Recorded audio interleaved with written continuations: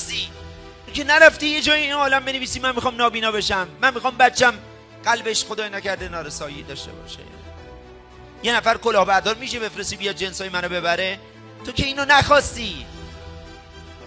ولی وقتی که اون حکمت متعالی خدا این رو اینگونه برای تو رقم میزنه که یه نفر بیاد اینجوری جنسای تو رو ببره، اون قسمت اول دعای جبران خلیل اینجاست: آرامشی عطا فرما تا بپذیرم آنچه را که نمیتوانم تغییر دهم.